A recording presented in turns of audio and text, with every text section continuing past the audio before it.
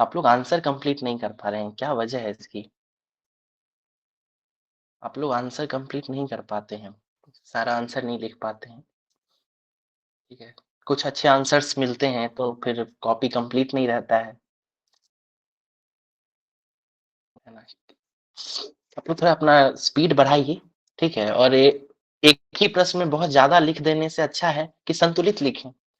कुछ लोग ऐसे हैं जो शॉर्ट आंसर में भी बहुत ज़्यादा लिख रहे हैं, 2-2 पेज लिख रहे हैं, ठीक है? एक्सप्लेन भी कर दे रहे हैं। अगर आपका समय कम पड़ जा रहा है, तो आप एक्सप्लेन मत कीजिए, ठीक है ना? मेरी आवाज़ क्लियर जा रही है ना आप लोगों तक? कम जाए? ओके सर, ठीक है। ठीक है, तो ये आप लोग इस चीज़ का ध्यान रखें कि आपको हर क्वेश्चन को डील करना है, ठीक है ना? ये अभी आपको अगर वक़्त का स्ट्रेन है, टाइम मैनेजमेंट में अगर दिक्कत हो रही है, तो एग्ज़ाम हॉल के अंदर भी होगी ये चीज़, ठीक है? और आप खुद को अभी से उस चीज़ के लिए तैयार कीजिए, ठीक है ना? उन प्रॉब्लम से डील करने के लिए। अगर आपका समय खत्म होता जा रहा है, तो आप कुछ पॉइंट्स ही लिख दें, ठीक है? जो कुछ भी याद आ रहा है, अगर आपको वो क्वेश्चन बिल्कुल नहीं आता है, तो प्रीलिम्स के टाइम कुछ तो पढ़े होंगे उसके बारे में। कुछ वेग स्टेटमेंट तो आता होगा, कुछ ना कुछ ज़रूर लिख दें, ब्लैंक बिल्कुल नहीं छोड़ें, ठीक है? कुछ लोग सिर्फ शॉर्ट आंसर लिख के छोड़ देते हैं। आप लोग ठीक से क्वेश्चन भी नहीं मतलब 1, 2, 3 इस तरीके से नहीं करके कोई पहले 3 नंबर लिख रहा है, कोई 5 नंबर लिख रहा है, ठीक है? पता ही नहीं चलता है कि लॉन्ग आंसर कौन-सा है, शॉर्ट आंसर कौन-सा है। थोड़ा इन चीज़ों का आप लोग ध्यान रखिए, ठीक है? और हर क्वेश्चन को लिखने का कोशिश कीजिए। कुछ नहीं होता सिर्फ पॉइंट में लिख दीजिए, बात मत बनाइए, उसपे भी नंबर मिलता है, ठीक है? आप लोगों में से बहुत सारे लोग वैसे भी होंगे जिन्होंने यूपीएससी का भी मेंस लिखा होगा या यूपीएससी के पैटर्न को समझते होंगे। आप लोगों को पता होगा कि जो उसका मेंस का एग्जाम होता है उसमें 2 प्रकार के प्रश्न होते हैं, ठीक है? बताइए किन्हीं को आइडिया है तो कितने-कितने नंबर का होता है? 10 नंबर और 15 नंबर। सर 15 नंबर का सर। बढ़िया। तो 10 नंबर का जो क्वेश्चन होता है उसमें कितने वर्ड्स में आंसर लिखने कहा जाता है आपको? 150 नंबर में। है ना 150 नंबर। अब देखिए 10 नंबर का क्वेश्चन उसमें आपको 150 शब्द में लिखना है, यहाँ आपको 8 और 7 नंबर मिलने वाला है कि नहीं? पेज आपको 2 मिलता है या कहें तो 1.5 पेज मिलता है, ठीक है? तो आपको कितने वर्ड्स में लिखना चाहिए? इसको 120 से 150 शब्द बहुत हो गया, ठीक है? इससे ज्यादा नहीं ले जाना है। आप 100 वर्ड्स, दीपक आप म्यूट कर लेंगे, ठीक है? 100 वर्ड्स तक आते आते फिर आप उसको कंक्लूड करना शुरू कर दें, ठीक है? उसको खींचना नहीं है। आप हर क्वेश्चन को डील करना ज्यादा जरूरी है, ठीक है ना? आप सोचिए कि अगर आप शॉर्ट क्वेश्चन जो आंसर है उसमें आप बहुत अच्छा लिखेंगे तो आपको 6-7 नंबर मिलेगा, उससे ज्यादा नहीं मिल सकता है, ठीक है? थोड़ा ध्यान दीजिए, आप पूरा का पूरा छोड़ ही दे रहे हैं, लॉन्ग आंसर पूरा छोड़ दे रहे हैं, ठीक है? पॉलिटी में मैं रुपेश सर मैं एक चीज को और कर रहा हूँ कि हिस्ट्री का जो क्वेश्चन था वो थोड़ा सीधा होता था, बच्चों की तैयारी होती थी उसको लिखते थे, लेकिन चूंकि पॉलिटी का क्वेश्चन थोड़ा टर्न के करके दिया जा रहा है, ठीक है? वो सीधा सीधा जो उनको नजर नहीं आता है तो वो थोड़ा भी दिमाग नहीं लगाते हैं, ठीक है? और इससे अच्छा पूरा स्किप ही कर देते हैं। वहीं अगर शॉर्ट क्वेश्चन है वो थोड़ा सिंपल प्रवृत्ति का रहता है, स्ट्रेट फॉरवर्ड रहता है, उसको वो लिख देते हैं, है ना? तो एक बार जो है इस पे बच्चों को बताना पड़ेगा सर, सर एक ठीक है? क्वेश्चन था सर के बारे में, तो उसमें थोड़ा सा उसका बैकग्राउंड देके और फिर उसको सीधे क्वेश्चन को टैकल कर सकते हैं क्या? मतलब जो क्वेश्चन में डायरेक्ट पूछा है उसको ही लिखिए।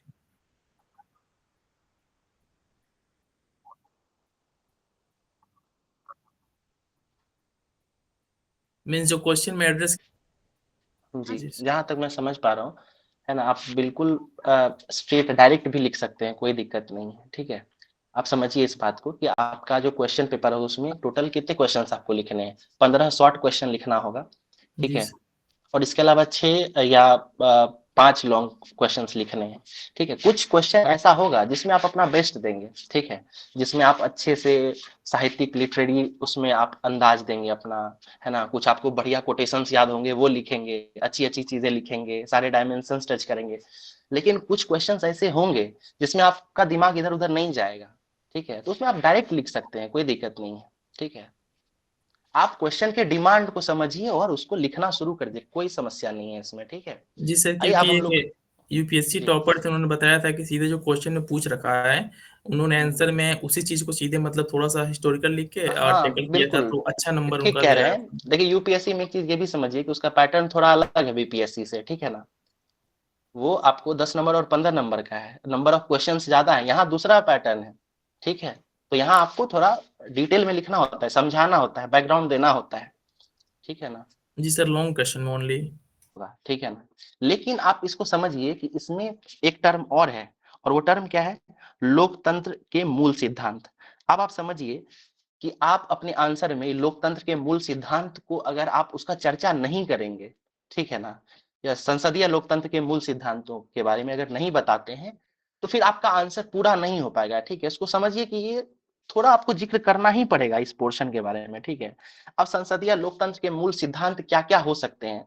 थोड़ा आइडिया लगाइए, 2-4 वर्ड भी लिख देंगे तो बहुत हो जाएगा। जैसे संसदीय लोकतंत्र में क्या होगा कि इसमें आपको अ, फेडरलिज्म आता है ना? संघवाद है, ठीक? उसके बाद एग्जीक्यूटिव पे जो है एग्जीक्यूटिव जो है वो डिपेंडेंट होता है लेजिस्लेशन पे, ठीक है? इसका आपको जिक्र करना पड़ेगा। जो भी डेमोक्रेसी लोकतंत्र का जो सिद्धांत है ना, उसको आपको लिखना ही पड़ेगा, ठीक है? फंडामेंटल राइट्स है कि नहीं? कॉन्स्टिट्यूशनल बॉडीज, अमेंडमेंट्स, ये सारा उसका सिद्धांत है ना, उसका मूल है ये लोकतंत्र का, ठीक है ना? तो आपको ना 1-2 पॉइंट उसमें लिखना पड़ेगा कि ये सारी चीजें संसदीय लोकतंत्र के मूल सिद्धांत हैं और इसको मजबूत करने में लोकसभा की निम्न भूमिकाएं होती हैं। कैसे भूमिका निभाता है तो आप बताइएगा। संघवाद की रक्षा कैसे करता है? बताइएगा कि राज्यसभा में राज्यों का प्रतिनिधित्व होता है कि नहीं? बिल्कुल, ठीक है? तो इस तरीके से जो है आपको पॉइंट डील करना होगा, ठीक है? आपको हर क्वेश्चन का डिमांड समझना होगा और उसके अनुरूप लिखना होगा, ठीक है? अब इसमें समझिए कि जैसे राज्यसभा वर्ड आ जाएगा तो शॉर्ट में आप क्या-क्या जिक्र कर सकते हैं? इसमें आप राज्यसभा से जुड़ा हुआ आर्टिकल बता सकते हैं कि राज्यसभा जो है इसे उच्च सदन भी कहा जाता है कि नहीं? इसके अलावा ये संविधान के अनुच्छेद 80 में वर्णित है। ये कुछ आप फैक्ट्स डालेंगे और उसके बाद क्वेश्चन का को डील करते जाएंगे, ठीक है? कुछ लोग क्या करते हैं, सिंपल लिख के और वहां पे रोल ऑफ राज्यसभा लिख देते हैं। आपको अकॉर्डिंग टू क्वेश्चन चलना होगा, ठीक है? तो आपको मैक्सिमम मार्क्स मिलेगा। रोल ऑफ राज्यसभा लिख देंगे, 3-4 नंबर मिलेगा, लेकिन उसमें लोकतांत्रिक मूल जो है उसका सिद्धांत है, उसको मजबूत करने में कैसे भूमिका निभा रहा है, उसको आपको बताना होगा, ठीक है? तो यहीं पे आपको 6 नंबर, 6.5, 7 ऐसा भी मिल सकता है, ठीक है? उसके बाद अगला सर क्वेश्चन देखिए क्या है? Sir excuse me sir. जी, बोलिए। सर ये संसदीय लोकतंत्र के मूल सिद्धांत में सर आप बोले संघवाद है, तो ये तो दोनों डिफरेंट चीज है ना सर, संघवाद और संसदीय लोकतंत्र तो दोनों एक, आप कैसे बोल रहे हैं? मैं जैसे लोकतंत्र के मूल सिद्धांत के बारे में मैं बता रहा हूँ आपको, ठीक है? तो अब जैसे लोकतंत्र के राज्यों मूल का सिद्धांत। के बाद जो कोई कानून बन रहा है, ठीक है? तो जैसे लोकसभा वो कानून को पारित कर देता है, तो कई बार क्या होता है कि आप समझिए इस चीज को कि सरकार जो है वो लोकसभा में जिसकी संख्या ज्यादा रहती है वो सरकार बना लेता है और कई बार वहां पे अब एकदम सिंपल क्वेश्चन है तो इसमें आसानी से डील किया जा सकता है। पहले आप लोकसभा के बारे में बताएंगे, ठीक है? लोकसभा आर्टिकल क्या है, उसको निम्न सदन या लोगों का सदन कहा जाता है।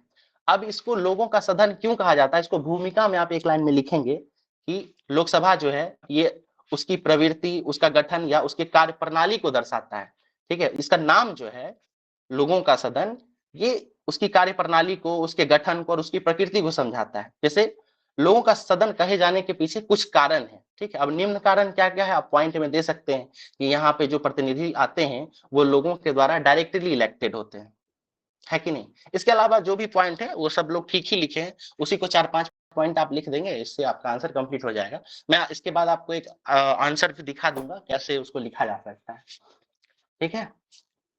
आगे है लोकतंत्र में विपक्ष की क्या है, लोकतंत्र में विपक्ष की क्या महत्व है, वर्तमान संदर्भ में इसकी चर्चा करें, ठीक है? तो विपक्ष की क्या भूमिका हो सकती है तो लिखेंगे कि लोकतंत्र में विपक्ष सरकार की नीतियों की रचनात्मक आलोचना करता है, ठीक है? सिर्फ आलोचना नहीं लिख के आप इसको ऐसे लिख सकते हैं कि पॉजिटिव क्रिटिसिज्म करता है, ठीक है ना? कुछ रचनात्मक उसका आलोचना करता है तथा लोकतांत्रिक प्रक्रिया को मजबूत और पारदर्शी बनाता है, ठीक है? इसको लिखेंगे। फिर वर्तमान संदर्भ, उसके बाद आप कुछ उसमें पॉइंट बताएंगे कि जो लोकसभा में विपक्ष की क्या-क्या भूमिका है, तो जो भी पॉइंट आपके पास है वो सब लोग ठीक लिखे, मैं अभी आपको दिखा भी दूंगा।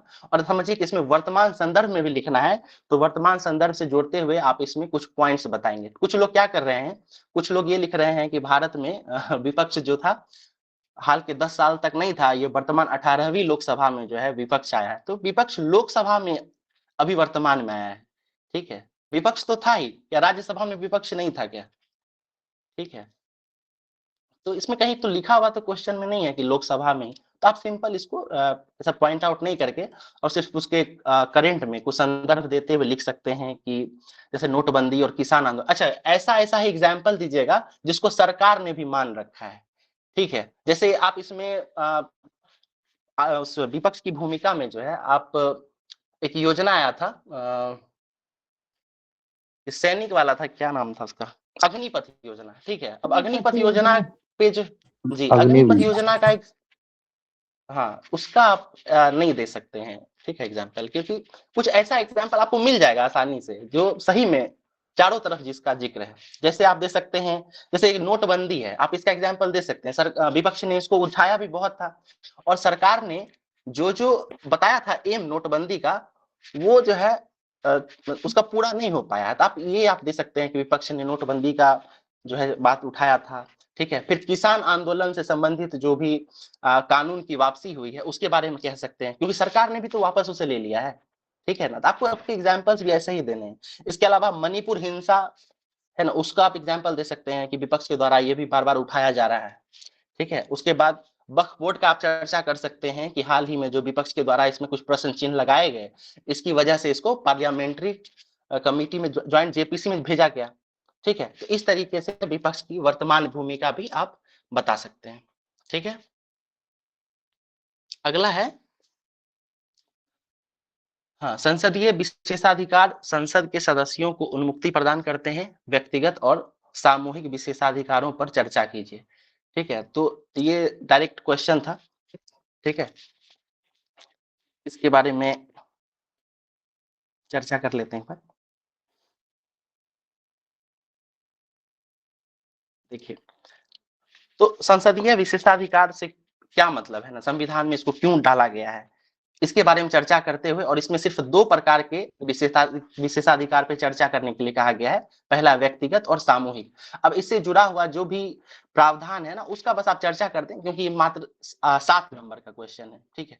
तो उतना भी काफी हो जाएगा। आप लिख देंगे कि संसदीय विशेषाधिकार वे अधिकार और सुविधाएं हैं जो संसद और उसके सदस्यों को स्वतंत्र रूप से कार्य करने में सक्षम बनाते हैं। यह संसद की गरिमा, स्वायत्ता और प्रभावशीलता सुनिश्चित करने के लिए आवश्यक है। सिंपल हो क्या इसका? अब 2 प्रकार के विशेषाधिकार प्रश्न में ही दिए गए हैं, तो आप उसका जिक्र करेंगे। व्यक्तिगत विशेषाधिकार और आगे सामूहिक विशेषाधिकार का चर्चा किया है। व्यक्तिगत विशेषाधिकार क्या है, तो इसमें डालेंगे कि संसद के मुक्त अभिव्यक्ति का अधिकार। अब इसको आप एक्सप्लेन नहीं भी करेंगे ये सब तभी चलेगा, लेकिन वहां पे आप अनुच्छेद 105 का जिक्र जरूर करेंगे, ठीक है। या कुछ फैक्ट्स एडिशनल रहते हैं तो वो आपके मार्क्स को बूस्ट करते हैं। फिर गिरफ्तारी से संरक्षण, तो उसमें लिखेंगे कि 40 दिन वाला जो क्या करते हैं आप लोग डेली चर्चा करते हुए, ठीक है। और उसमें सामूहिक रूप से क्या-क्या विशेषाधिकार दिया गया, आप सिर्फ पॉइंट में भी उसको दे देंगे। कुछ आर्टिकल अगर याद है तो वो लिख दे।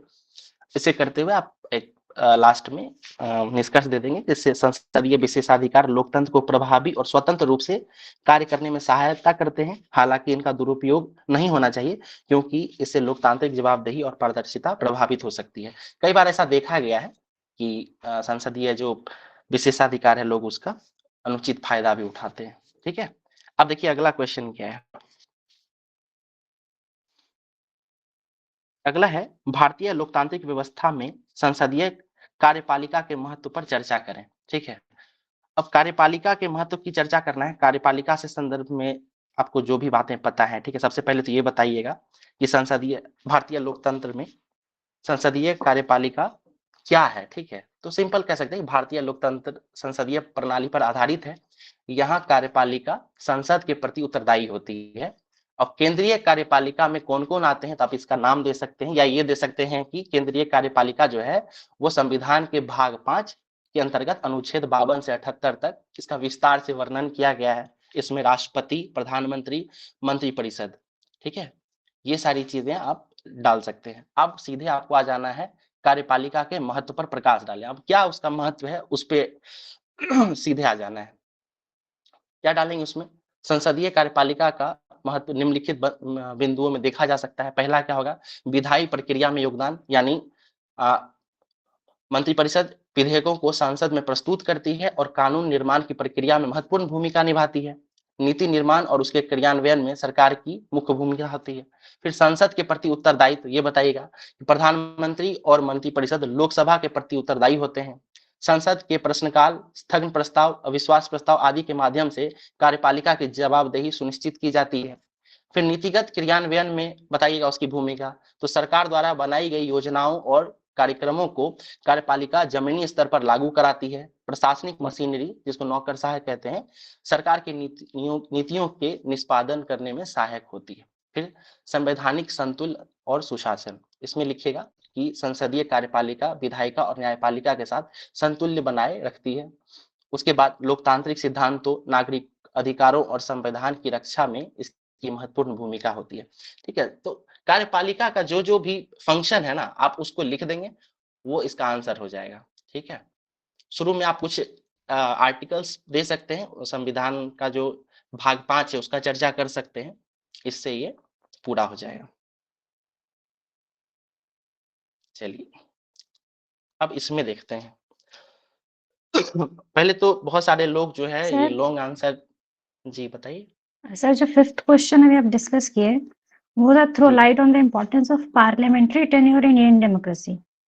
जी सो ये पार्लियामेंट्री टेन्योर पे हमको बात करनी है कि पार्लियामेंट्री फंक्शनिंग पे मैं हमको वही, बात करनी है? ये जो है ना था प्रिंटिंग मिस्टेक हो गया था, यहाँ कार्यकालिका लिखा गया था हिंदी में। ठीक है, दरअसल ये कार्यपालिका था।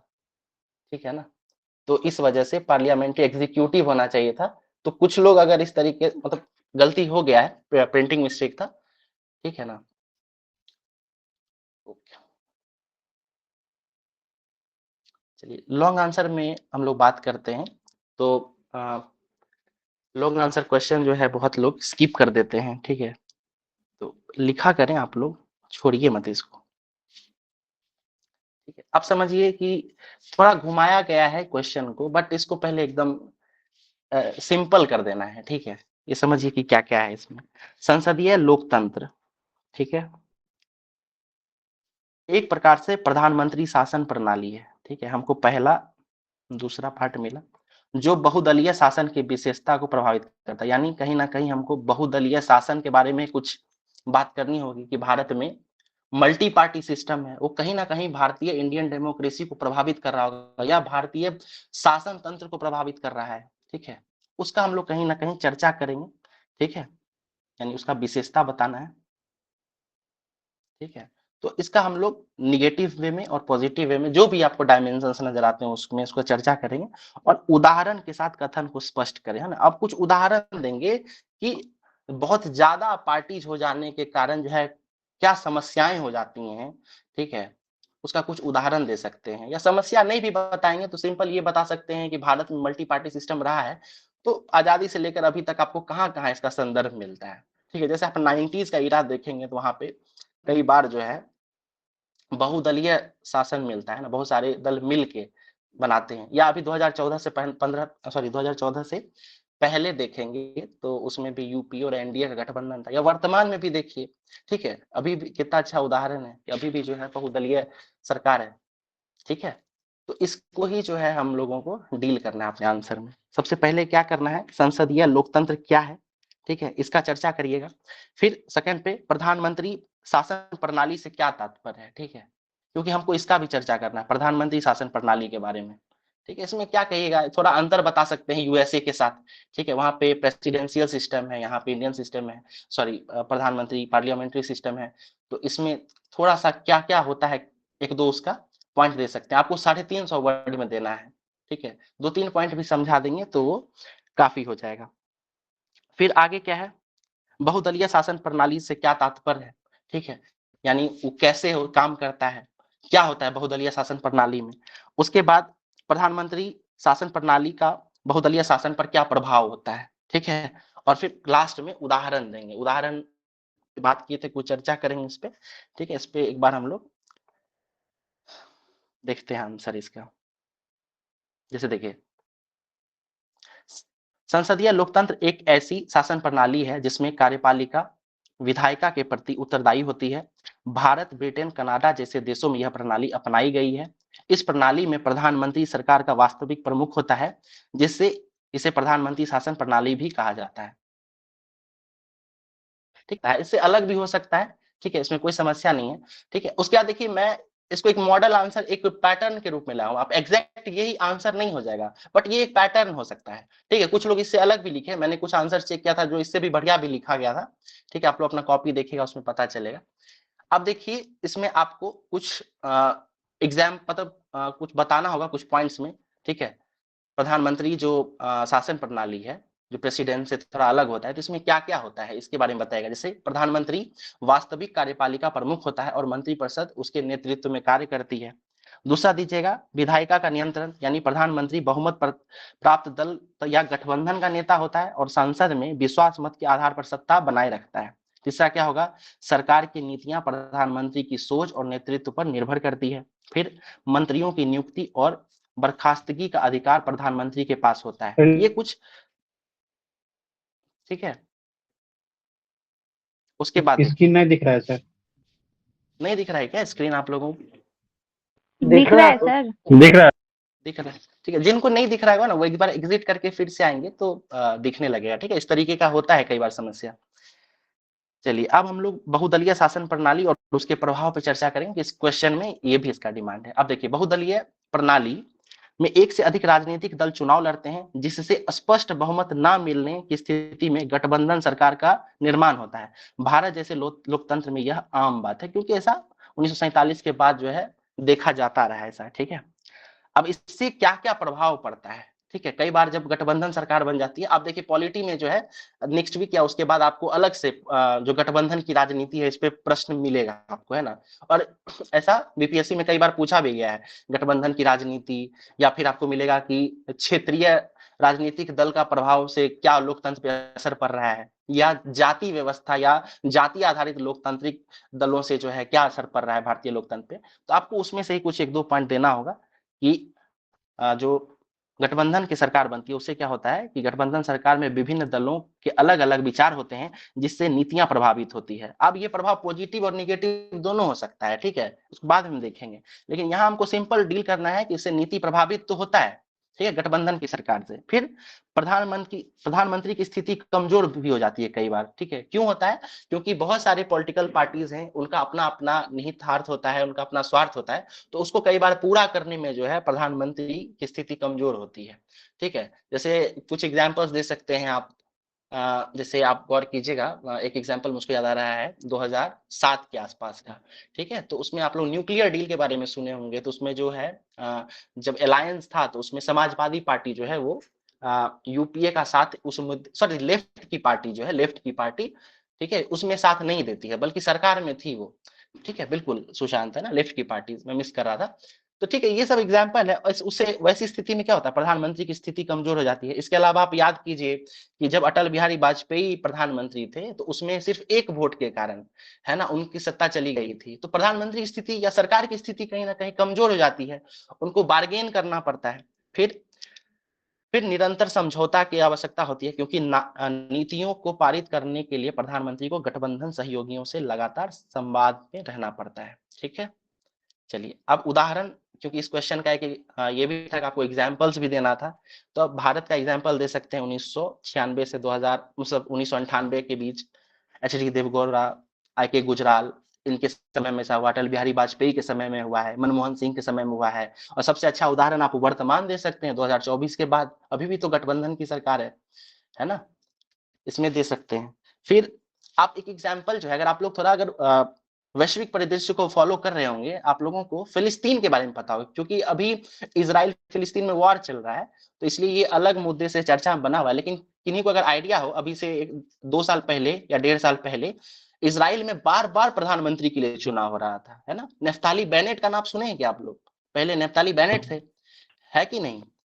उसके बाद बार-बार वहां पे क्या होता था, किसी भी सरकार को पूर्ण बहुमत नहीं मिलती थी, उसके बाद फिर दूसरे बन जाते थे, फिर दूसरे बन जाते थे, यानी बहुत कम समय में जो है वहां पे प्रधानमंत्री बदलते गए, है कि नहीं? अभी एक एग्जांपल आप जापान का दे सकते हैं। जापान में कुछ समय के लिए जो है दूसरे दल के का सरकार बना और फिर थोड़ी देर के बाद बदल गया। तो ये सारी चीजें होती रही हैं, ठीक है। ये एग्जांपल हो गए, मतलब भारत के साथ साथ आप विश्व का भी आप एक दो एग्जांपल दे सकते हैं, ठीक है। उसके बाद निष्कर्ष दे सकते हैं कि संसदीय लोकतंत्र में प्रधानमंत्री की महत्वपूर्ण भूमिका होती है, लेकिन बहुदलीय शासन प्रणाली के कारण उसकी स्वतंत्रता और निर्णय क्षमता सीमित हो सकती है। यह संतुलन लोकतंत्र की जीवंतता को बनाए रखना है, लेकिन कभी-कभी अस्थिरता के कारण भी बन सकती है, ठीक है। यानी कभी-कभी क्या होता है, अस्थिरता भी आ जाता है, ठीक है। तो इस तरीके से इस क्वेश्चन को डील कर सकते हैं। और मैं ये कह रहा हूँ कि इससे भी बढ़िया-बढ़िया आंसर हमको मिला है, ठीक है। हम ये नहीं कह रहे हैं कि यही एक बढ़िया आंसर है, लेकिन मेरे कहने का मतलब ये है कि वैसे लोग जो आंसर नहीं लिख पा रहे हैं, उनके लिए ये एक तरीका है कि क्वेश्चन को एकदम संक्षिप्त में आप तोड़ दें, है ना। 5 भाग में इस क्वेश्चन को हम लोगों ने तोड़ा था, ठीक है। और सबके ऊपर अगर आप 3-3, 4-4 पॉइंट भी लिख के अगर उसको समझा देते हैं, तो वो बढ़िया आंसर है, ठीक है ना। हर पॉइंट पे भी एक-एक नंबर देगा तो बहुत अच्छा होगा। अभी अमित जो है वो बात भी कर रहे थे कि अगर कुछ नहीं पता है तो थोड़ा बैकग्राउंड देके सीधा पॉइंट लिखा जा सकता है क्या, ठीक है। ऐसे प्रश्नों में ये किया जा सकता है, ठीक है। अगर कम समय है तो, अगर अधिक समय है तो आप बहुत अच्छे से लिख सकते हैं, है ना। अलग-अलग एग्जांपल दे सकते हैं, एग्जांपल्स में और भी चीजों को लिखा जा सकता है, ठीक है। अच्छा देखिए, मैं आपको एक चीज और बताता हूँ। यहाँ देखिए, ये क्वेश्चन है, लोकतंत्र में विपक्ष की क्या महत्ता है, ठीक है। अब ये समझिए कि आपको सिर्फ 8 नंबर का क्वेश्चन था। यही क्वेश्चन जो है अगर 38 नंबर का क्वेश्चन होता, ठीक है, महत्वता तो आप वही लिखते ना, बढ़ तो नहीं जाता अचानक से। यहाँ पे आपने सिर्फ शॉर्ट में लिखा है, वहां पे आप ज्यादा शब्दों में उसी को लिखते, ठीक है। थोड़ा डिस्क्राइब करते, कुछ एग्जाम्पल्स दे देते कि यहाँ पे विपक्ष ने ये भूमिका निभाई थी, वहां पे वो घुमाई थी, ठीक है। लेकिन इस क्वेश्चन का जब इंट्रोडक्शन लिखेंगे, ठीक है, 38 नंबर वाले में, तो उसमें सीधा नहीं लिखेंगे इंट्रोडक्शन कि भारत में या किसी भी लोकतंत्र में विपक्ष की महत्वपूर्ण भूमिका होती है, बल्कि वहां पे एक अलग अंदाज दिया जाएगा, ठीक है। जैसे मैं आज जब कॉपी चेक कर रहा था, कुछ कॉपीज देख रहा था, तो उसमें मैंने देखा कि कोई इंग्लिश मीडियम में एक कॉपी लिखा गया था, ठीक है। हो सकता है मैं थोड़ी देर में दिखा भी दूं आप लोगों को। तो उसमें जो है अच्छा लिखे थे वो, लेकिन इसमें भी क्या कर रहे थे कि एक कोटेशन का यूज कर रहे हैं, ठीक है। अब समझिए 8 नंबर का क्वेश्चन है, इसमें कोटेशन लिखना बहुत ज्यादा जरूरी नहीं है। अगर लिख देते हो ठीक है, कई बार क्या होता है वो लंबा कर देगा आपके आंसर को। कई बार क्या होता है उस कोटेशंस को समझाना भी पड़ता है कि नहीं, समझ रहे हैं ना। तो ये थोड़ा मुश्किल करेगा। अगर आपको यही 38 नंबर में लिखना है तो आप बढ़िया बढ़िया कोटेशन यूज कर सकते हैं। जैसे देखिए, एक बार ये सिविल सर्विसेज में या फिर कहीं पे जो है उसमें पूछा था, निबंध में जो है विपक्ष की भूमिका पे निबंध था, ठीक है। तो उसमें बहुत बढ़िया जो है मैं पढ़ रहा था, तो उसमें एक कोटेशन यूज किया गया था, बहुत बढ़िया वो शेर है। तो उसमें था कि बाहर में रंगो बू से बात बनती है ना, सिर्फ हम ही हम है तो क्या हम है, तुम ही हो तुम हो तो क्या तुम हो। यानी एक गार्डन जो है ना, एक जो बाग होता है, उसमें क्या फूल के सिर्फ कलर से ही वो बाग अच्छा हो जाएगा क्या? जरूरी क्या है, उस फूल के साथ साथ उस फूल में फ्रेग्रेंस भी होना जरूरी है, यानी कलर के साथ फ्रेग्रेंस भी चाहिए। अब समझिए कि वो विपक्ष और सत्ता पक्ष के बारे में ये बात कर रहे हैं कि विपक्ष जो है ना, यानी पक्ष जो है वो कलर है, ठीक है, और जो विपक्ष वो उसका फ्रेग्रेंस है। अगर ये दोनों नहीं रहेगा तो फिर ये बहार बन ही नहीं सकता है कि नहीं। अब सोचिए कि विपक्ष और पक्ष के बारे में निबंध में इस तरीके से शुरुआत किया जाएगा तो कितना बढ़िया होगा, है ना। तो अगर आप लोग निबंध भी लिखेंगे तो इन सब चीजों का यूज कर सकते हैं। और 8 नंबर के क्वेश्चन में थोड़ा इन चीजों को छोड़ ही देना चाहिए। कई बार समझाना भी पड़ता है कि इसमें हम फूल किसको कह रहे हैं और सुगंध किसको कह रहे हैं, है कि नहीं। चलिए आगे बात करते हैं। लास्ट क्वेश्चन ये है, भारतीय संविधान विविधता में एकता की निर्माण करने के लिए बहुदलीय प्रतिनिधित्व का सिद्धांत अपनाया है, परंतु वर्तमान में व्यक्तिगत हितधारकों की एक व्यवस्था प्रतीत होती है, कथन का मूल्यांकन करें। इस क्वेश्चन को पहले समझिए कि कितने भागों में तोड़ा जा सकता है, ठीक है। बहुत सारे लोग इसको तो लिखे ही नहीं है, पता नहीं, हो सकता है ये लास्ट क्वेश्चन है तो समय कम पड़ गया हो, ठीक है। आप समझिए क्या कि इसको अगर आपके पास समय नहीं है ना, तो कुछ पॉइंट तो लिखा जा सकता है। जीरो की जगह पे 10 नंबर, 15, 12, 13 कुछ तो लिया जा सकता है। इसमें क्या क्या पॉइंट लिखा जा सकता है ये समझिए। इसमें सबसे पहले क्या होगा, इसमें बताइएगा मल्टी पार्टी रिप्रेजेंटेशन, है ना, बहुदलीय प्रतिनिधित्व, ठीक है। भारतीय संविधान विविधता में एकता का निर्माण करती है, तो एक टर्म यहाँ हम लोगों को ये मिला, ठीक है। परंतु अब यहाँ से क्या होगा कि हम लोग अगर आंसर लिख रहे होंगे तो 1 से 1.5 पन्ना 2 पन्ना हम लोगों को पहले ये समझाना पड़ेगा, ठीक है। मल्टीपल पार्टी सिस्टम, फिर यूनिटी इन डाइवर्सिटी, और उसको पॉलिटिक्स से जोड़ के बताना होगा।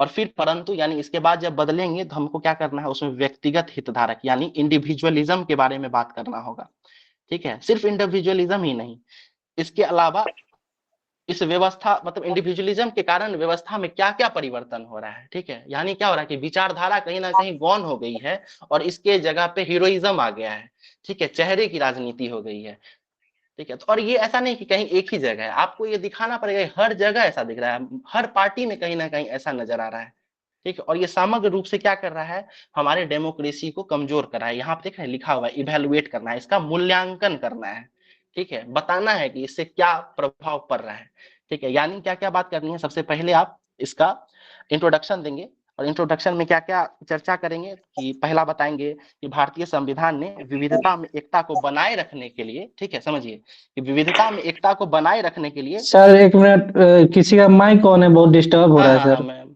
ठीक है, पुष्पा नाम है इनका, आप म्यूट कर लेंगे। ठीक है। अब क्या-क्या लिख सकते हैं, किन-किन बातों पे चर्चा हो सकती है, ठीक है।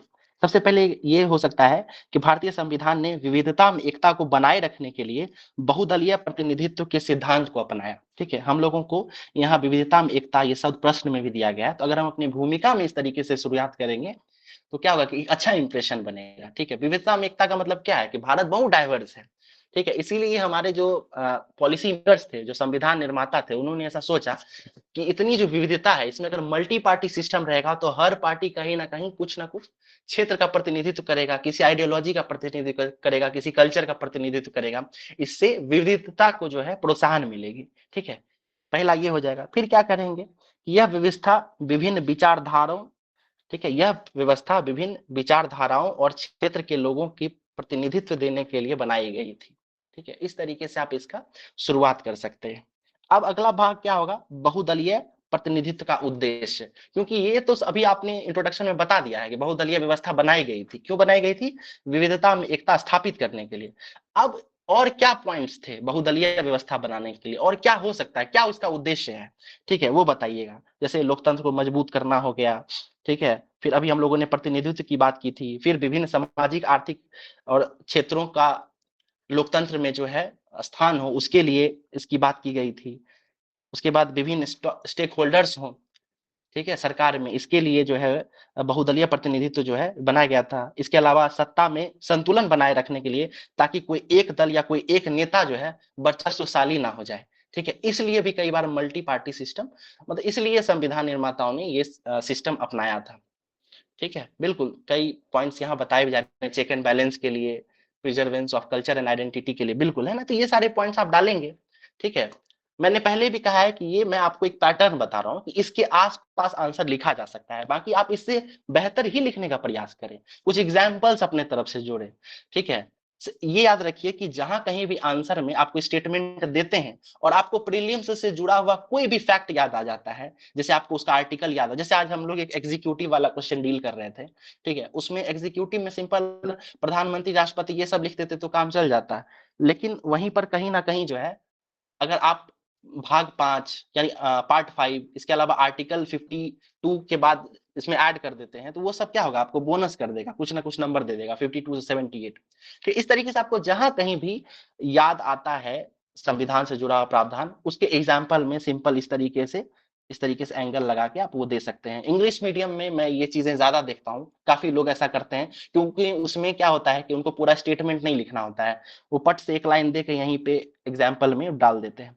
हिंदी में क्या हो जाता है, कई बार देखा कि लिखते हैं लोग और फिर उसको समझाने लग जाते हैं, उसको एक्सप्लेन करने लग जाते हैं, ठीक है ना?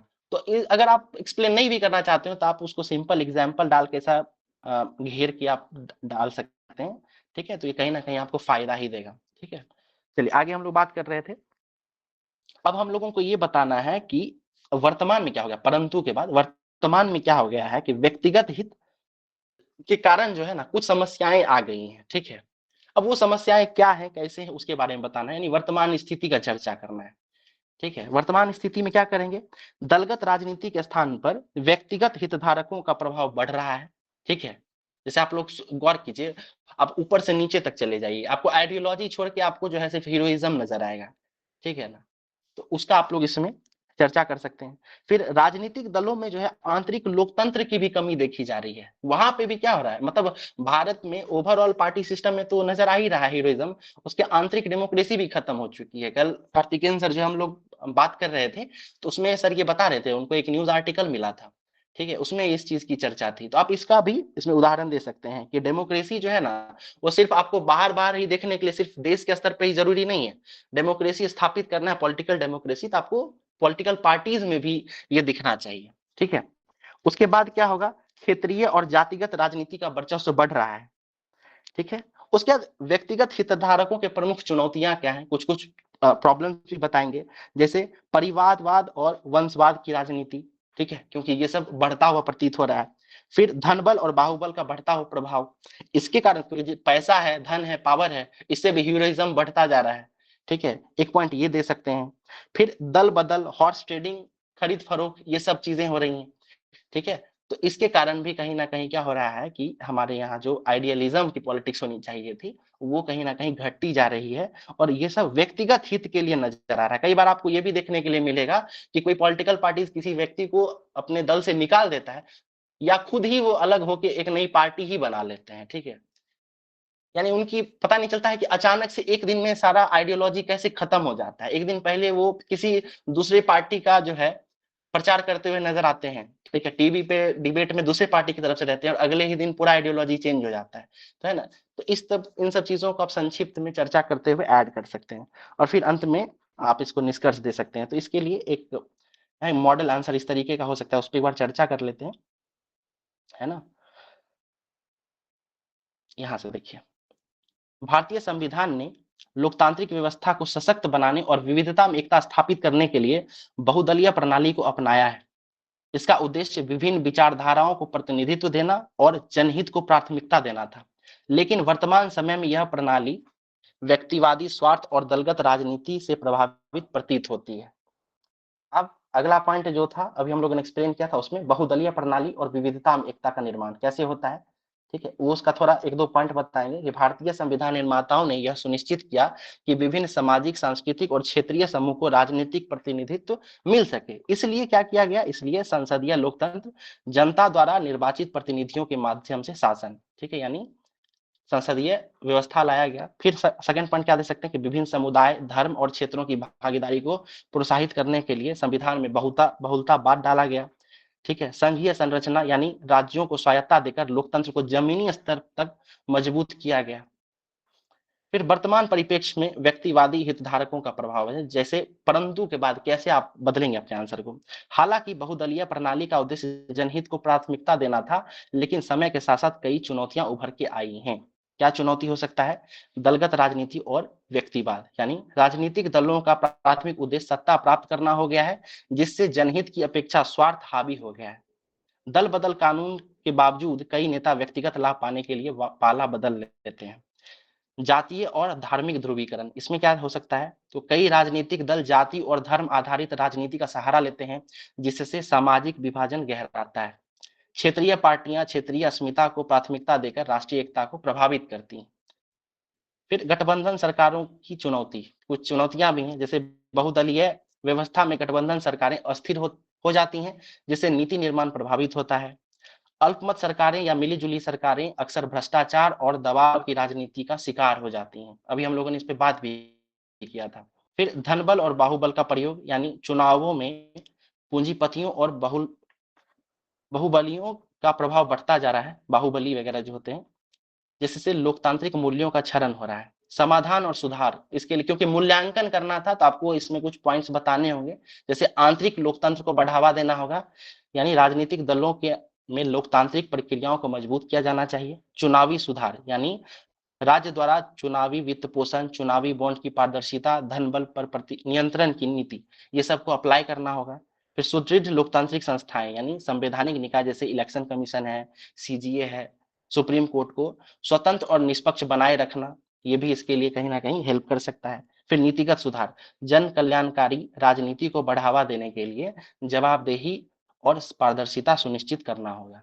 फिर अंत में निष्कर्ष दे देंगे कि भारतीय संविधान द्वारा स्थापित बहुदलीय प्रतिनिधित्व प्रणाली का उद्देश्य विविधता में एकता को सुदृढ़ करना था, लेकिन वर्तमान समय में यह व्यक्तिवादी हितधारकों से प्रभावित हो गई है।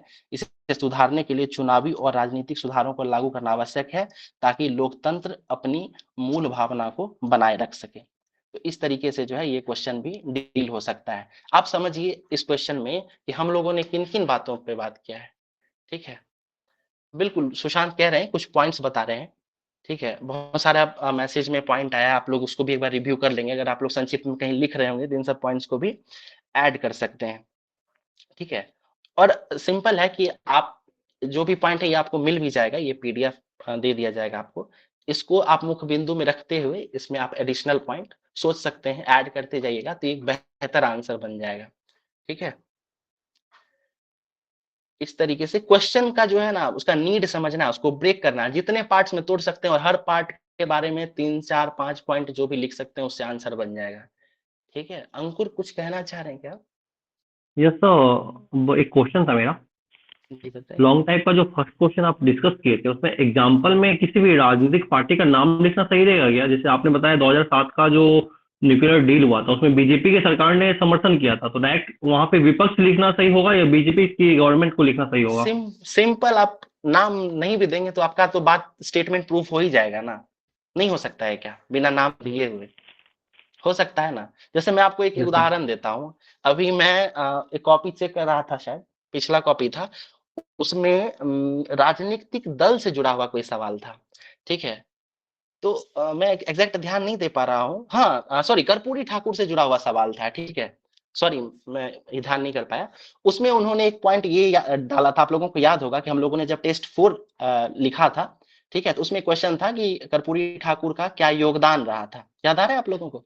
तो उस Yes, sir. योगदान में किन्हीं ने एक पॉइंट बनाया था कि कुछ राजनीतिक दल जो है वो अभी जो है कर्पूरी ठाकुर का जो विचार है, ठीक है, उसको लेकर आगे चल रही है, वो जो कि बात तो सही है।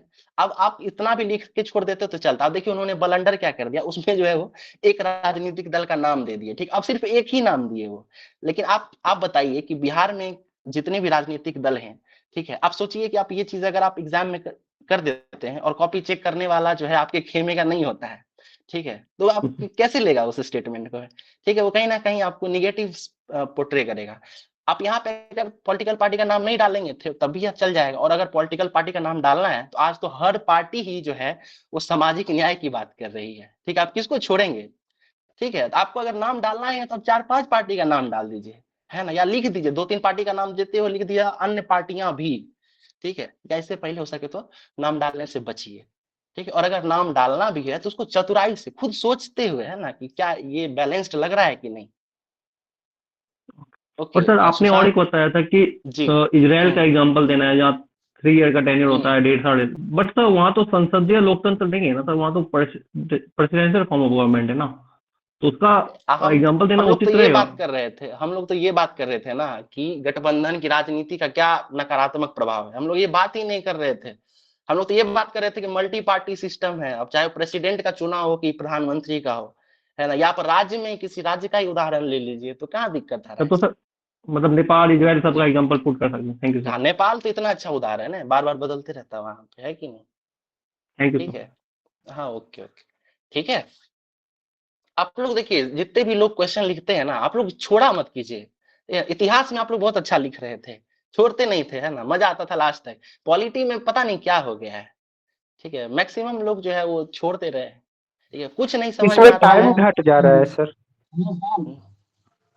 क्या बोल रहे हिस्ट्री हैं? के क्वेश्चंस की प्रैक्टिस है वो थोड़ा फ्रेम्ड आंसर्स है हाँ, उनके, ओके लेकिन ओके पॉलिटी में हम लोग को सोचना पड़ता है, उसके वजह से ना टाइम हम लोग कम पड़ जाता है। ओके। प्राची देखिए, 1 मिनट सुमित, 1 सेकंड रुकिएगा। देखिए प्राची, आप सुमित म्यूट कर लीजिएगा, ठीक है? मैं आपको फिर बुलाऊंगा, ठीक है? देखिए आप ये बताइए कि क्या वहां पे पॉलिटी में आपको एक्स्ट्रा टाइम मिलेगा? नहीं मिलेगा ना। आप ठीक कह रही हैं कि प्रैक्टिस के कारण होता है, ठीक है? और आप ये भी ध्यान रखिए कि आपको पॉलिटी यानी सेक्शन 2 जो है जीएस पेपर 2 उसमें ज्यादा लिखना पड़ता है, ठीक है? तो कहीं ना कहीं और समय का आपको दिक्कत होगा, ठीक है ना। इसमें तो आपको स्टैट है, ये 40 मिनट में हो जाता है क्लियर, उसमें आपको और समय लगेगा। तो मैं इसीलिए मैं देखिए हमेशा ये बात करता हूँ कि हमेशा कभी भी ना बेस्ट आंसर बहुत ज्यादा इन सब पे नहीं जाना चाहिए। अभी कल परसों भी हम लोग जब बात कर रहे थे तो किन्हीं ने कहा कि हम अच्छा प्रस्तावना इंट्रोडक्शन नहीं लिख पाते।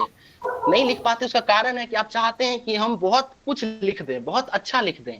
अच्छा का कोई है क्या सीमा, है ना, है कि नहीं। आप लिखेंगे अगले दिन जो अच्छा लिख दीजिएगा। आप सिंपल क्या कीजिए, कोई भी क्वेश्चन है ना उसका डिमांड पकड़िए, ठीक है, एकदम शॉर्ट में उसको म्यूट कर लेंगे अमित, ठीक है, अमित आप म्यूट कर लीजिए। हाँ, अब जो है क्वेश्चन को तोड़िए। देखिए जैसे मैं यहाँ पे आपको ये लाइन वाइन दिख रहा होगा, ये पहले से खींचा हुआ है, ठीक है। इसका कारण है कि जब मैं कॉपी इवेलुएट करने जा रहा था तो पहले हम भी इसका एक पैटर्न बनाते हैं, ठीक है ना, कॉपी चेक करने से पहले कि पकड़ना चाहते हैं कि किन किन डायमेंशंस पे ये आंसर हो सकता है। मैंने इससे पहले आपको हिस्ट्री में दिखाया भी था। जैसे चलिए मैं पॉलिटी में आपको इस टेस्ट के लिए बता देता हूँ कि जैसे ओके चलिए देखिए, देखिए समझिए, ठीक है, इसी तरीके से 8 नंबर क्वेश्चन है, एकदम डिमांड बहुत कम रहता है, ठीक है। कुछ तो कलात्मक आप लोग कुछ करेंगे, है ना, रिप्रेजेंटेशन बहुत बढ़िया रहेगा, उसमें एज मिलेगा, ठीक है। दूसरी चीज है कि ये बेसिक्स है इस क्वेश्चन का, राज्यसभा था, उच्च सदन, आर्टिकल 80, ये पता है कि नहीं, बेसिक चीज, ये प्रीलिम्स वाला है, ये आपके आंसर में होना ही चाहिए। फिर संविधान लोकतंत्र का जो मूल सिद्धांत है उसका कुछ चर्चा किया गया है कि नहीं। रोल ऑफ राज्यसभा तो लोगों को पता ही होगा, यहाँ रोल ऑफ राज्यसभा नहीं पूछा गया है। हल्का ट्विस्ट क्या किया गया, एकदम सिंपल हल्का सा, कि ये जो संविधान का सॉरी लोकतंत्र का जो मूल सिद्धांत है, अब मूल सिद्धांत आप खुद पकड़िए, है ना, क्या क्या सिद्धांत है मूल सिद्धांत, है तो बहुत सारा, ठीक है। जैसे मूल सिद्धांत की हम बात करें तो समझिए लोकतांत्रिक शासन इसका मूल सिद्धांत है, संविधान की सर्वोच्चता इसकी मूल सिद्धांत है, जनता का संप्रभुता है, न्यायपालिका की स्वतंत्रता है, मौलिक अधिकारों की रक्षा है, धर्मनिरपेक्षता है, संघवाद है, सामाजिक न्याय है, शक्तियों का बंटवारा है, जवाबदेहिता और पारदर्शिता है, ये सब है लोकतंत्र का मूल सिद्धांत। लेकिन इसमें से कुछ ही ऐसा होगा जिसको राज्यसभा जिसमें भूमिका निभाता होगा, ठीक है। न्यायपालिका की स्वतंत्रता में राज्यसभा डायरेक्ट कोई भूमिका नहीं निभाता है ना, ठीक है। तो आप इसको स्किप करके आपको शॉर्ट में लिखना, अगर यही बड़ा आंसर लिखना होता तो आप इस सब को किसी ना किसी तरीके से राज्यसभा से जोड़ सकते थे, है ना, जुड़ ही जाता किसी ना किसी तरीके से। लेकिन चूंकि आपको शॉर्ट में लिखना है तो आपको वो सारे पॉइंट्स ही खोजने होंगे जो डायरेक्ट कहीं ना कहीं संविधान के लोकतंत्र के मूल सिद्धांत को प्रभावित करते हैं, ठीक है। अगला देखिए, अब लोकसभा के बारे में बात करना है। लोकसभा में वही चीज है, लोकसभा जो है वो आर्टिकल 81 में आता है, निम्न सदन है, लोगों का सदन है। ये सब क्वेश्चन में इतना दिया हुआ है, एक दो ही पॉइंट मैंने अपनी तरफ से ऐड किया, ये आपको लिखना था और मैक्सिमम लोगों ने लिखा भी है। अब उसको लोगों का सदन क्यों कहा जाता है, कुछ लोग सीधा लिख देंगे, कुछ लोग इसमें ट्विस्ट करेंगे। अब देखिए ट्विस्ट करना क्या, कंटिन्यूटी लाने के लिए ये लाइन लिखा गया है कि लोकसभा को लोगों का सदन क्यों कहा जाता है। इसलिए कहा जाता है क्योंकि ये अपनी प्रकृति, अपने गठन, अपने कार्य प्रणाली के को दर्शाता है, यानी उसका जो कार्य प्रणाली है, उसका जो गठन किया गया है। लोकसभा का गठन कैसे हुआ है, लोगों को डायरेक्ट इलेक्ट करके हुआ है, इसलिए ये लोगों का सदन है, ठीक है। यहाँ बजट पे बात होती है और बजट सीधा किसको प्रभावित करता है, आम जनता को प्रभावित करता है। राज्यसभा को तो ये नहीं दिया गया है पावर, तो ये सारी चीजें आपको बतानी होंगी, ठीक है। लोकतंत्र में विपक्ष की सरकार, है ना, सरकार की नीतियों की रचनात्मक आलोचना करती है। अब बहुत लोग जो है इसको आलोचना लिख दिए हैं, और अच्छा अभी मैंने ये भी बताया था कि वो राहुल गांधी तक का भी नाम लिख दिए हैं, तो सिर्फ राहुल गांधी के कारण ये विपक्ष नहीं है ना, या राज्यसभा भी तो है कि नहीं। अगर आप और ब्रॉड स्पेक्ट्रम जाएंगे, अगर 38 नंबर का क्वेश्चन रहता तो यहाँ पे और भी चीजें हो सकती थी, जैसे मीडिया भी कई बार विपक्ष की भूमिका निभाता है ना, प्रेशर ग्रुप्स भी विपक्ष की भूमिका निभाता है कि नहीं। तो शॉर्ट में है तो ऐसा कुछ ब्लंडर करने से बचें, ठीक है ना, ये धीरे धीरे आएगा ये सब चीज, ठीक है। तो इस तरीके से जो है ये क्वेश्चन लिखा जा सकता था, ठीक है। और आप लोगों को कुछ कहना है, टाइम भी हो गया है हम लोगों का। सर पिछला टेस्ट का जो डिस्कशन था, एक सेकंड, सुमित पहले बोल देंगे, एक सेकंड रुकिएगा, सुमित कुछ बोलने वाले थे पहले, बाकी लोग म्यूट कर लें। जी सुमित, जो कल का टेस्ट का जो सर दिए सिलेबस, उसको लेकर हम 4 घंटा डेली, मतलब 4 घंटा खाली पॉलिटी पढ़ते हैं। लेकिन जब लिखने का समय आता है ना सर, तो ऐसा क्वेश्चन ही आ जाता है ना सामने, कि एकदम हाँ, नर्वस आ जाते हैं, एकदम समझने में नहीं आता। कोई न लेकिन कभी एकदम बहुत मत क्वेश्चन नर्वस आइए, ठीक है? आप सुनिए, समझिए, आपका हो सकता है पहला अटेम्प्ट हो, ठीक है? पहली बार पढ़ रहे नहीं होंगे सर, आप। किसी में ऐसे किए थे। अच्छा ठीक है, आप म्यूट कर लीजिए, ठीक है? हम कोशिश करते हैं आपको बताने का, ठीक है ना? समस्या जो है ना, आप उसको, कोई भी प्रॉब्लम है ना, बहुत ब्रॉड नहीं है, ठीक है? ऐसा नहीं है कि पूरा का पूरा पॉलिटी आपकी समस्या होगी। ऐसा नहीं होगा कि उसका कोई पार्ट ही आपको नहीं आता होगा। हो सकता है फैक्ट याद रहता होगा, है ना? समझ नहीं बन पा रहा होगा।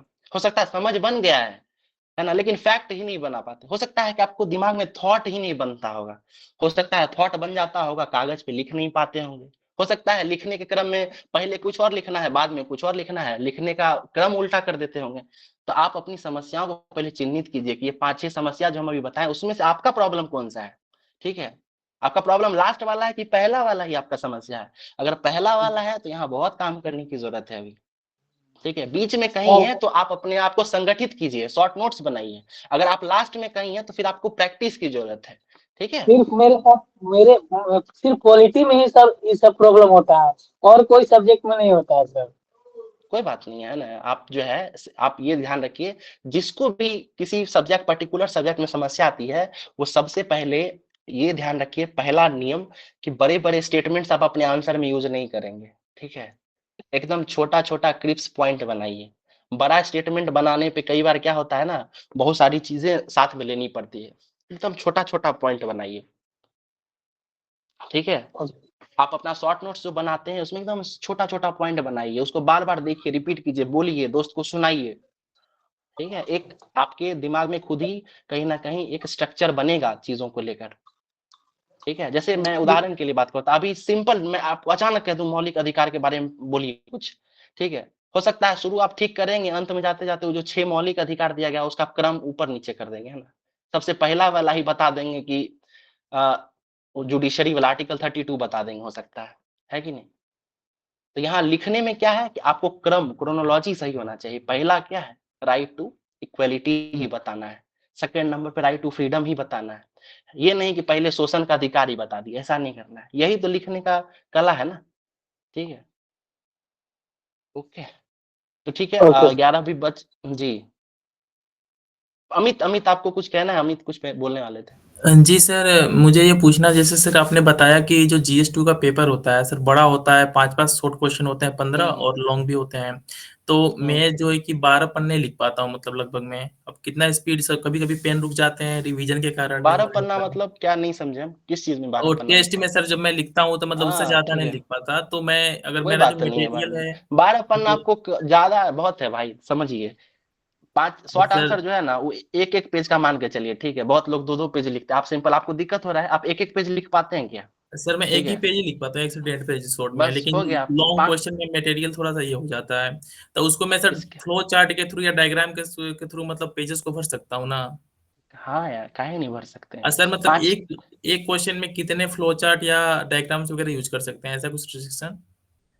ऐसा कुछ नहीं है, वो आप लिखते जाइए ना, धीरे-धीरे आपको खुद ही आइडिया लग जाएगा। फ्लो चार्ट वगैरह है ना, वो कई बार क्या होता है कि अट्रैक्टिव दिखने में अच्छा लगता है, बड़े-बड़े चीज़ों को छोटे रूप में दिखाने में सहायता करता है और पेज भी भर जाता है, ठीक है? ये सब ओके, धीरे-धीरे खुद ही पकड़ में आ जाएगा, ठीक है ना? ये ओके, कम थैंक लिखते हैं ना, इसके लिए घबराइए नहीं, लेकिन बहुत कम भी नहीं होना चाहिए। जैसे कुछ लोग जो है ना, क्या करते हैं, 1/4 में ही आंसर खत्म कर देते हैं, ठीक है?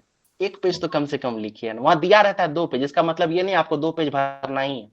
मैंने बहुत सारी कॉपी मेंस वाले देखे हैं जिसमें 2 पेज नहीं, वो 1 से डेढ़ पन्ना लिखे हैं, उसी में काम चलेगा। उसमें भी इतना बड़ा, जैसे आपका 1 ही पेज भरता है ना, आप क्या यू। कीजिए, बड़ा-बड़ा लिखिए, ठीक है? कोशिश कीजिए बड़ा लिखने का, हो गया, खुद ही डेढ़ पन्ना हो जाएगा, ओके है सर, कि थैंक नहीं? यू। दोनों तरफ जो लाइन खींचा हुआ रहता है, थोड़ा दूर बना-बना के लिखिए।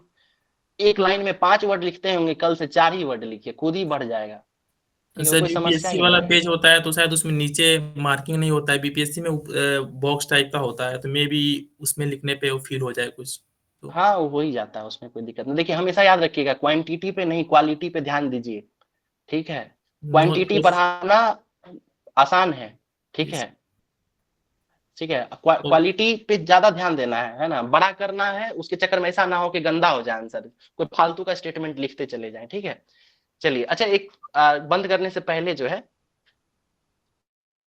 बाकी आप लोग बाद में सवाल पूछ लीजिएगा सर, ठीक है? सर मैनेजमेंट बोलिए। पूछना था। हाँ सर, ये पूछना था इसका सर, जो आप मॉडल आंसर है इसके इंग्लिश का पीडीएफ भेज सकते हैं सर? आप हाँ बिल्कुल, आप ये मैनेजमेंट से बात कर लीजिएगा, ठीक है? अब हम लोग लास्ट ओके। करेंगे। मैं एक लास्ट चीज आप लोगों से पूछना चाहता हूँ। हम लोगों ने एक दिन उस पे बात किया था, बारे में बात किया था, इंटरनेशनल ऑर्गेनाइजेशंस के बारे में, ठीक है? और हम लोग बेसिक अंडरस्टैंडिंग लिया था, उसके बाद आगे बात करना था, वो कभी करेंगे। तो उस दिन मैंने आप लोगों को बोला था एक चीज कि आप लोग मैप, वर्ल्ड मैप, इंडिया का मैप है ना, इस पे पकड़ बनाइए। आप लोग एक बार हैंड डाउन कर लीजिएगा, इंडिया का मैप बनाने में कितने लोगों का पकड़ बढ़िया है, एक बार हैंड राइज कीजिए। क्योंकि इंडिया का मैप मैं इसलिए कह रहा हूँ, बहुत बढ़िया है, ठीक है? काफी लोग हैं, 25 आदमी के आसपास दिख रहे हैं। इंडिया का मैप सर अब जी हाँ